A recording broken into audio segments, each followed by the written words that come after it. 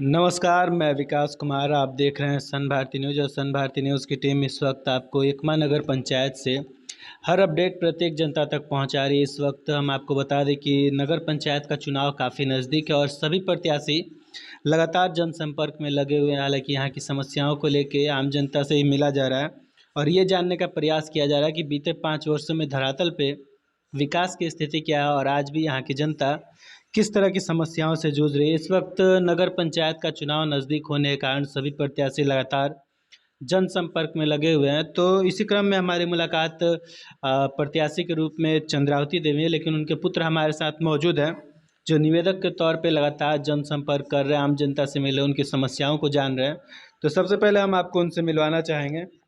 बहुत बहुत स्वागत है सर आपका हमारे चैनल पे। प्रणाम। हम जयप्रकाश सिंह, समाज सेवी एकारी। हमारी माता जी अभी इस क्षेत्र से वार्ड पार्षद के चुनाव लड़ रही है। उसके पहले हमारी पत्नी 2011 में चुनाव जीती थी वार्ड सदस्य के रूप में। उस समय हम लोग कार्य करना शुरू किए थे। बहुत गरीबों को मिला था इंदिरा आवास, जिसमें 27 इंदिरा आवास हमारे यहाँ मिला था। और हम लोग यहाँ पर 3 वार्ड सदस्य के रूप में जीते थे। तारकेश्वर बैठा, विनोद यादव और हमारी पत्नी। तो विनोद यादव की पत्नी भी थी यहाँ पर, तो 7, 8 और 9 था यहाँ पर वार्ड। तो हम लोग के माध्यम से बहुत से काम होने शुरू हुए थे। तब तक सरकार द्वारा अगस्त सितंबर में नगर पंचायत की घोषणा कर दी गई। उसके बाद चुनाव हुआ, सीट चला गया सुरक्षित। उसके बाद गत 11 वर्षों तक कोई भी कार्य सुचारू रूप से नहीं हो पाया। यहाँ जल निकास की समस्या सबसे ज़्यादा है। जल निकास की समस्या है, कुछ असामाजिक तत्व के लोग अतिक्रमण करके पूरे नाला को बंद कर दिए हैं, जिससे किसान को फायदा नहीं हो पाता है। अगर सुखाड़ हुआ तो कुछ नहीं होगा, अगर बाढ़ आया, थोड़ा भी जल हुआ तो जल जमाव इतना हो जाता है कि काटने के समय तक भी पानी लगी रहती है।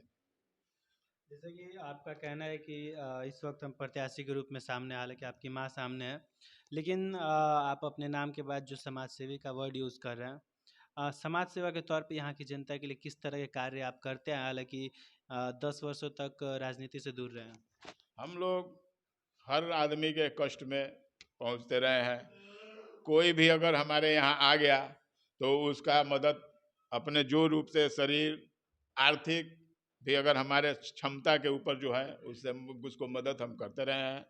हर सामाजिक काम में भी रहते हैं।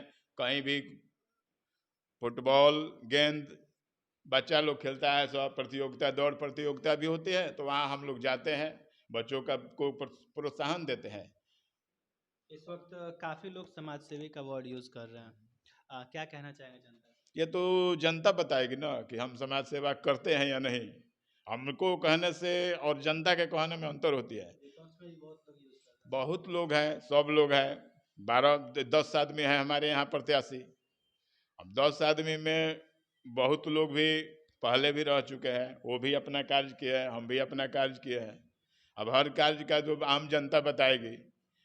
अगर हम किसी से ठगी किए हैं, किसी को धोखा दिए हैं, तो आम जनता से अनुरोध है कि अगर कोई भी आके हमारे सामने आके कहे कि जयप्रकाश जी हमको आप ठग लिए हैं, तो हमको वोट मत दीजिए आप। अगर हम में अच्छाई कुछ दिखता है तो हम अनुरोध करेंगे कि एक बार मौका दीजिए हमको। अभी लगातार आम जनता से मिल रहे हैं, रिस्पॉन्स किस तरह का आ रहा है जनता का? सभी लोग हमारे साथ है, हमारे साथ सभी लोग हैं। सब लोग मनोबल हमारा बढ़ा रहे हैं कि हम लोग आपके साथ हैं। आप जैसे थे 3 महीना में जो कार्य किए थे, और जो तीनों हम लोगों के जनप्रतिनिधि थे, सब लोग हमारे सपोर्ट कर रहे हैं। विनोद जी भी चुनाव से बाहर हैं, वो चुनाव नहीं लड़ रहे हैं। तारकेश्वर बैठा भी चुनाव नहीं लड़ रहे हैं।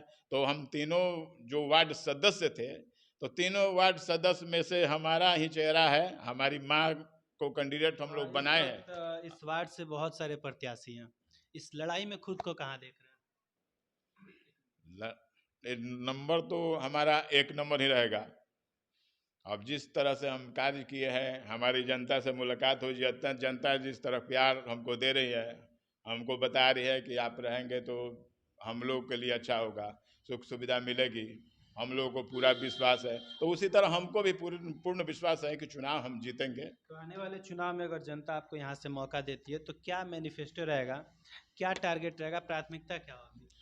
प्राथमिकता यही रहेगी कि यहाँ हम किसान सुविधा केंद्र जरूरी है खोलना, इसलिए कि कोई भी जरूरत होती है, किसान सम्मान योजना, उसके बाद और सारी बहुत बहुत चीज करने के लिए लोगों को जाना पड़ता है एक माह, जो यहाँ से 2 किलोमीटर दूरी पर है।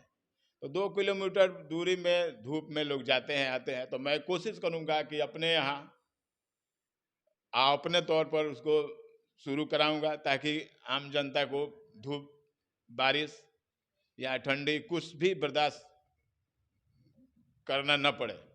तो देखा जाता है कि इस वक्त चुनाव नज़दीक, और चुनाव में देखा जाता है कि जातीय समीकरण हावी होता है, या फिर कुछ गलत तरीके से वोट खरीदना चाहते हैं धन बल का प्रयोग करके।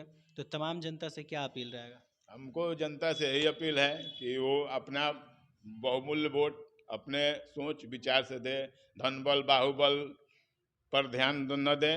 इसलिए कि बहुत लोग हैं जो मान लीजिए धन का प्रयोग करना चाहते हैं, चाहे धन बल सब लोग प्रयोग करेंगे, अब तो निश्चित तौर पर है जो भी लड़ता है तो वो करता है अपना अपना, लेकिन हमारा वैसा कोई न व्यवस्था है ना ही विधि व्यवहार है। हम जो है वो आम जनता के सामने है, हमारा फैमिली जो है वो सब अच्छा है, सब गांव हमारा परिवार है। हम हिंदू के लिए भी, मुसलमान के लिए भी, हरिजन के लिए भी, उसके बाद अनुसूचित जनजाति, सबको एक बराबर करके हम लोग दिए थे इंदिरा आवास उस समय। उसमें कोई नहीं कहेगा कि हमको नहीं मिला है। तो अंत में अपने चुनाव चिन्ह को लेकर यहाँ की तमाम जनता के लिए क्या मैसेज रहेगा?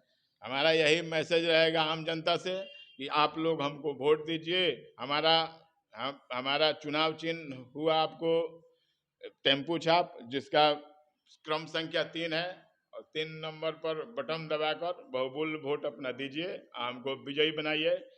अगर आपको, हमको भी उम्मीद है कि आप लोग जरूर विजयी बनाइएगा। चलिए, अपना कीमती धन्यवाद। समय